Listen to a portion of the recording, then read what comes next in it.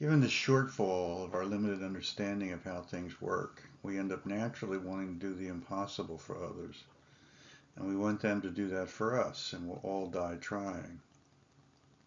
I grow up, I want the godlike figure to do everything that satisfies my every want and comforts me at every turn immediately, and has the ability to undo untoward events and outcomes and that kind of thing.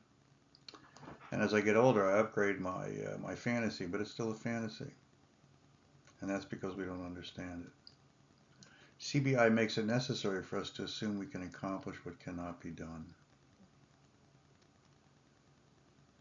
The strong innate interest we have is not just self-serving. Our higher interest is other and self and world-serving. But this leads to the question of whether or not this CBI for others in the world requires love enough for the self. Does self-contempt preclude love for another? Clearly not in any absolute or one-to-one correspondence sort of sense. We don't really need to dwell on the love we're not getting, because tapping into our ability to generate our interest in others and the world just fits with the organism that is living in the glow of its own CBI generator, especially in the more mature stages of self-development, self-realization.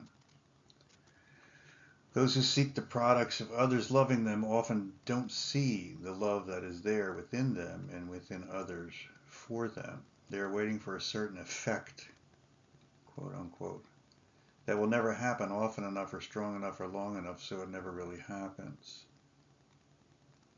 This might be considered a primary paradoxical problem, because we start with the expectation of communicational accuracy as if it were simply something we chose to make happen, while at the same time it can never happen in the ideal sense or form, despite our best efforts as a function of the nature of being in the matter.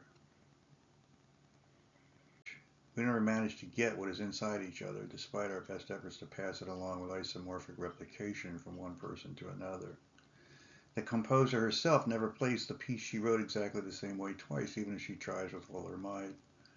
Her earlier self, who penned the piece, as an inner intercom system connecting to the present, but there the static or noise in the communication is going to occur. So the perfectly faithful rendering still is impossible.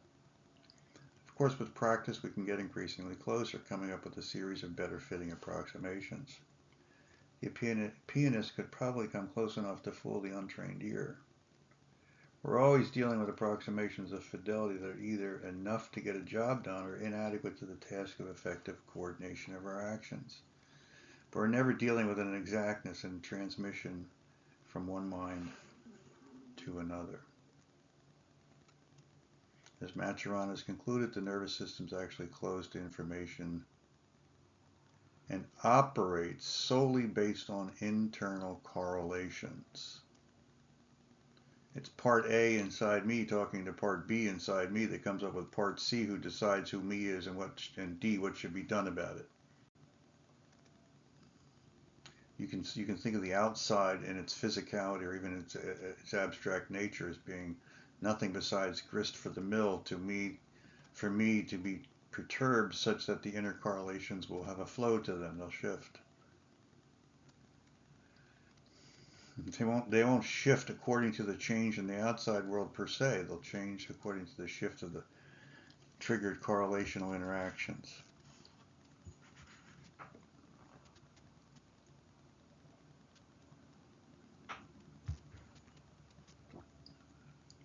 I'm a sensing and a making sense of system. Things only exist in some respects because I sense them. Now I can sense them with this abstract mechanism I have called perceiving, defining, perceiving, concluding. Since we all have unique spaces that our minds create and occupy, and since we are closed to information we can never fully know, or be certain about what we think we know, what it means to be someone else, or to be able to experience living in that other person's meaningful world. We never exchange experience or meaning fully or exactly with each other. What we do exchange are language-informed proxies that represent our subjectively known worldview about the content being communicated that is then being handed through a meat grinder of subjective information distortion into the unknown receptacle that is the unique multiverse of the person trying to get your data. The content, and emphasis on trying, because they're not trying to get your data, you're just talking to the wind. The content and the meaning of your communication, that's the data. Via sincere effort that we foolishly believe has the capacity in the first place to know who we are in any full or complete sense. Even if we're able to make room for seen and identifiable biases on the receiver's part, there are going to be unknowable perceptual structures and processes interfering with what he knows about his thinking and what he thinks about his knowing, that will bend the information to fit within, that won't actually represent a good fit with the original source per se. We naively consider these information shares to be replicable as if they were NFTs that could somehow be passed with perfect integrity and fidelity from the sender machine to the receiver machine, which could result in two entities possessing the exact same information, meaning, and experience following the exchange effort. As a result, we continually have a baseless and wasteful upset about the shortfall in the fidelity and integrity of the so-called information exchange when it so predictably, reliably, and inevitably has to be limited in that way.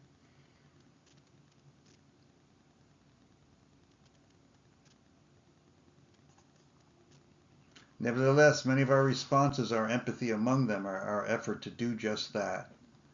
I want to create a true facsimile in my experience of your meaningful experience that permits me to know directly and fully what you're going through. We all do seem to have a need to know each other, at least one other, and ourselves, and so we don't take kindly to the presupposition that it cannot ever actually happen. When hearing it may never be possible in the present sense, we tend to initially feel disheartened, but after realizing that the overarching challenge of achieving successful communication is actually met all day long for almost all of us at a level that makes a whole lot of the coordination of our coordinations useful and worthwhile, we should perhaps feel a little pride about what we do well. CBI, expressed in the form of empathic confluence, creates magic on a regular basis, a magic that makes possible a knowing so well that somehow intuitively produces mutual awareness, matching flawlessly and seemingly supernaturally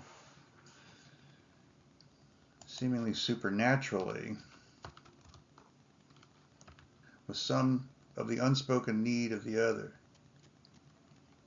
How did you know so well like no one has known me before?